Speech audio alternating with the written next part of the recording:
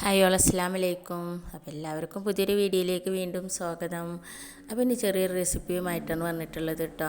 നല്ലൊരു ചെമ്മീൻ ഫ്രൈൻ്റെ റെസിപ്പിയാണ് ഞാൻ ഇടുന്നത്. അപ്പോൾ എല്ലാവർക്കും അറിയാമായിരിക്കും, എന്നാലും അറിയാത്തവർക്ക് വേണ്ടിയിട്ട് ഞാനിത് പറയുന്നു. അപ്പോൾ അതാ നല്ല ചെമ്മീൻ നല്ലതുപോലെ കഴുകി വൃത്തിയാക്കിയിട്ട് നമ്മളൊരു ഓട്ടുള്ള പാത്രത്തിൽ വെക്കുക. കുറച്ച് നേരം റെസ്റ്റിന് വെച്ചതിന് ശേഷം വെള്ളമൊക്കെ പോയതിന് ശേഷം നമുക്കതൊരു പാത്രത്തേക്ക് ഇടുക. എന്നിട്ട് അതിലേക്ക് കുറച്ച് മഞ്ഞൾപ്പൊടി, പിന്നെ കുറച്ച് മുളക് പൊടി ആവശ്യമുള്ളവർ ഇടുക, അല്ലാത്തവർ ഇടണ്ട കേട്ടോ. ഞാൻ മുളക് പൊടി സാധാരണ ഇടാറില്ല, കാശ്മീരി ചില്ലിയാണ് കേട്ടോ ഇടാറ്. അപ്പോൾ ഇല്ലാത്തത് കൊണ്ട് സാധാ മുളക് പൊടി കുറച്ച് ഇട്ടിട്ടുണ്ട്. പിന്നെ എരിവിന് നമുക്ക് കുരുമുളക് പൊടി കുറച്ച് കൂടുതൽ ഇടാം കേട്ടോ.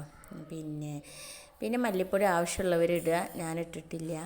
പിന്നെ കുറച്ച് സുർക്ക ഒഴിക്കണം കേട്ടോ അതിൻ്റെ കൂടെ തന്നെ കുറച്ച് വെളിച്ചെണ്ണ ഒഴിക്കുക, ആവശ്യത്തിന് ഉപ്പും ചേർക്കുക. ഉപ്പിടുമ്പോൾ പൊടിപ്പിടണം കേട്ടോ.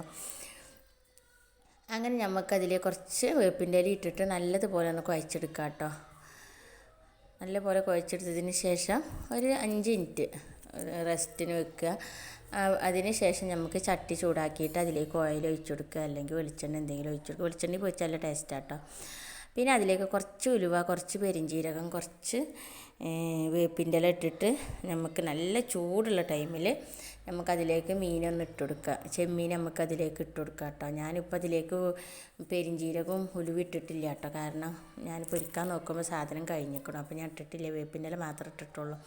അങ്ങനെ നല്ല ചൂട് കൊടുക്കണം. നമ്മൾ നല്ലതുപോലെ ഒന്നാണ്ട് അത് അങ്ങോട്ടും ഇങ്ങോട്ടൊക്കെ ഒന്ന് ഇളക്കി കൊടുക്കുക. ശേഷം നമുക്ക് അത് ഒന്ന് പരത്തി വെക്കുക. ചെറുതായിട്ടൊന്ന് ചട്ടിയിൽ പരത്തി വെച്ചതിന് ശേഷം ചെറിയ തീയിലിട്ടിട്ട് നമുക്കൊന്ന് മൂടി വെച്ച് വേവിക്കുക കേട്ടോ. പിന്നെ കുറച്ച് കഴിഞ്ഞ് വന്നിട്ട് ഒന്നും കൂടെ അതൊന്ന് അങ്ങോട്ടും ഇങ്ങോട്ടൊക്കെ ഒന്ന് ഇളക്കിയിട്ട് ഒന്നും കൂടെ പരത്തി വെക്കുക. അങ്ങനെ നമ്മൾ ചെമ്മീൻ ഫ്രൈ റെഡി ആയിട്ടുണ്ട് കേട്ടോ. നല്ല കറുമുറയുള്ള ചെമ്മീൻ ഫ്രൈ റെഡി ആയിട്ടുണ്ട്. നല്ല ടേസ്റ്റ് ഉണ്ടാവും കേട്ടോ. പെട്ടെന്ന് ഉണ്ടാക്കുന്ന രീതിയാണ് പറഞ്ഞിട്ടുള്ളത്. ഞാൻ ചിലർ ഇഞ്ചി വെളുത്തുള്ളിയൊക്കെ ഇടുമായിരിക്കും, ഞാൻ അങ്ങനെ ഇട്ടിട്ടില്ല. അപ്പോൾ എല്ലാവർക്കും അസ്സലാമു അലൈക്കും.